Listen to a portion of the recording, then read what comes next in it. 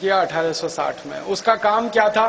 भारत के किसानों से पैसे इकट्ठे करना, भारत के व्यापारियों से पैसे इकट्ठे करना, भारत के उद्योगपतियों से पैसे इकट्ठे करना और अंग्रेजी सरकार को कोष में भरना, ये काम था।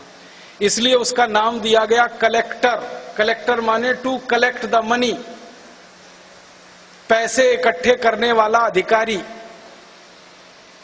कलेक्टर बना इस देश में।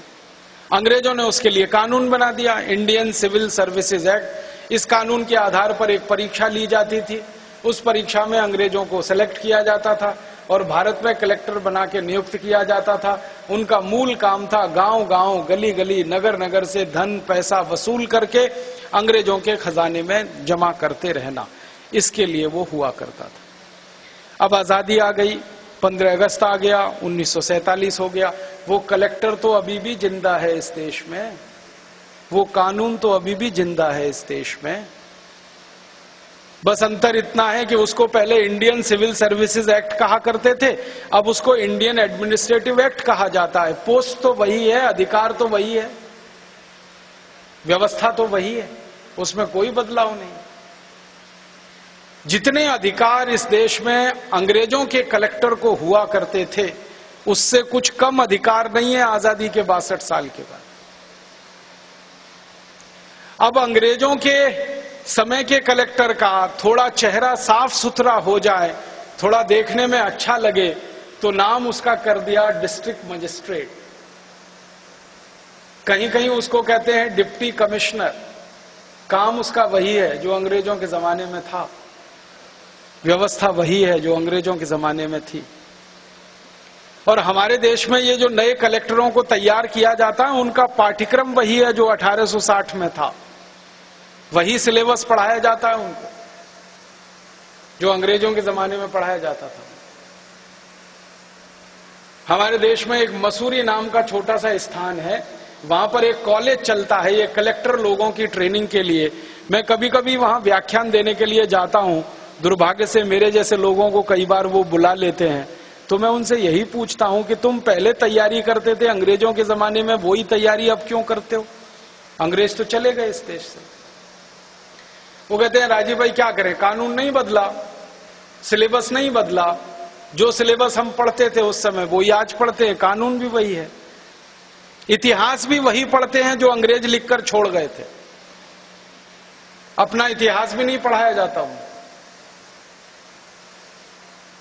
इसलिए लगता नहीं कि कोई आजादी और स्वतंत्रता इस देश को मिल गई।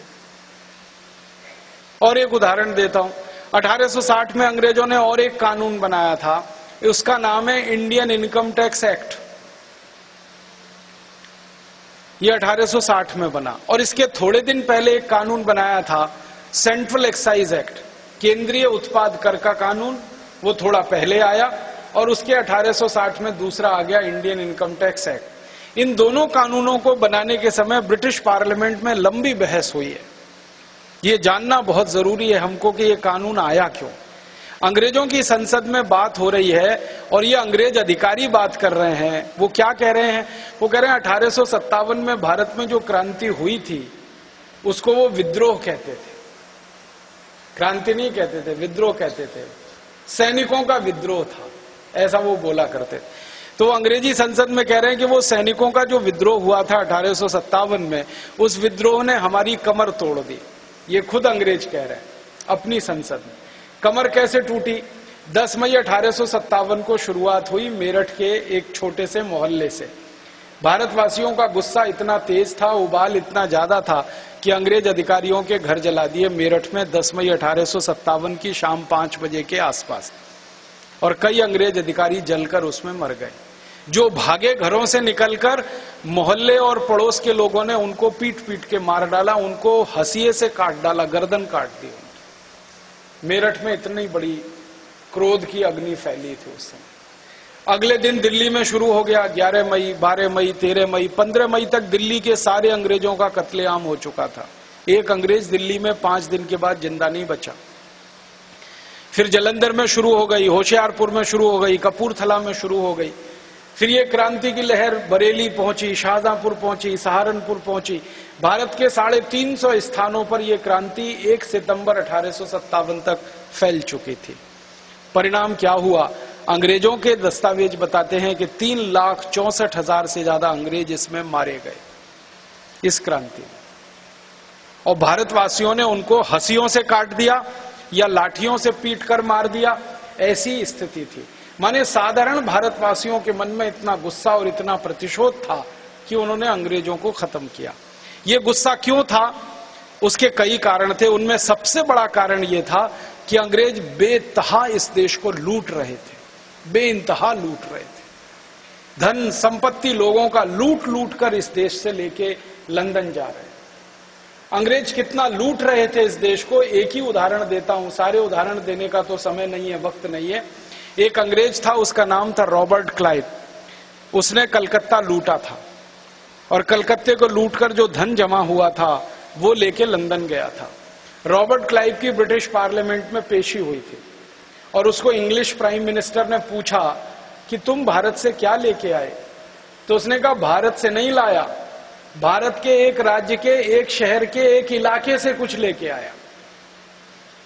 करेक्शन किया उसने प्राइम मिनिस्टर के स्टेटमेंट। उसने कहा पूरे भारत से लाना तो मेरे बस की बात नहीं है और हम अंग्रेजों को 1000 साल लगेंगे तब पूरे भारत से कुछ हम ला पाएंगे। मैंने तो भारत का एक राज्य बंगाल और उसका एक शहर कलकत्ता और उसका एक छोटा सा इलाका उतना ही लूटा है और वो धन मैं यहां लेके आया। तो ब्रिटिश प्राइम मिनिस्टर पूछ रहा है कितना धन लेके आए? उसने कहा गिना नहीं है, गिनती नहीं की है, तो अंदाजा बता दो। तो वो कहता है कि आप अंदाजा लगाना चाहते हैं तो इससे लगा लो कि भारत से जो धन मैं लूट कर लाया हूं वो सोने के सिक्के हैं, चांदी के सिक्के हैं, हीरे जवाहरात हैं और बेशकीमती धातुएं हैं। ये सब भर भर के लाने के लिए मुझे पानी के 900 जहाज लगे।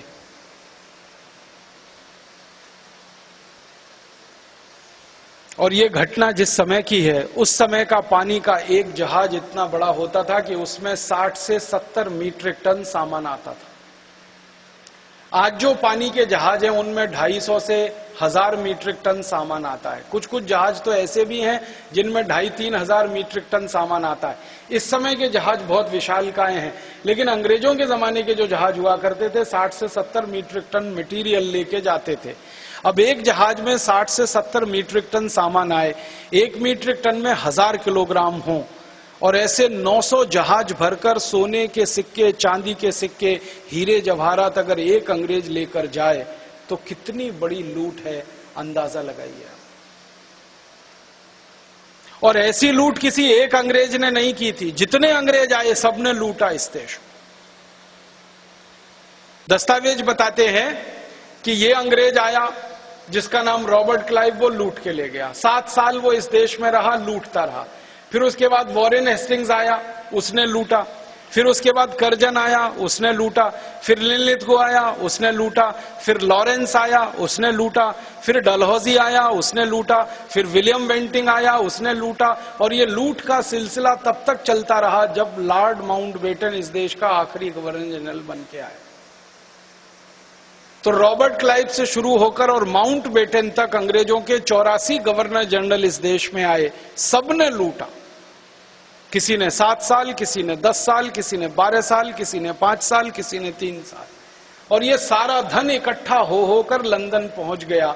इस धन की ताकत पर अंग्रेजों ने औद्योगिक क्रांति की, वरना इंग्लैंड के पास औद्योगिक क्रांति करने के लिए पूंजी नहीं थी।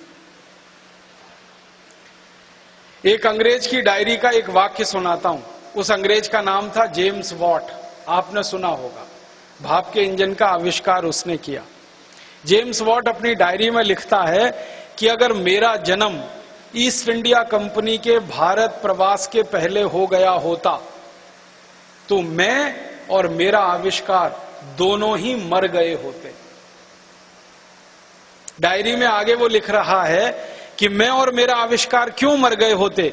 तो जेम्स वॉट कहता है कि किसी भी आविष्कार को फलीभूत होने के लिए, औद्योगिक तकनीकी में बदलने के लिए बहुत बड़े पूंजी निवेश की आवश्यकता होती है, बहुत धन की आवश्यकता होती है। और वो धन हमारे इंग्लैंड के पास कभी नहीं होता जो ईस्ट इंडिया कंपनी ने भारत को नहीं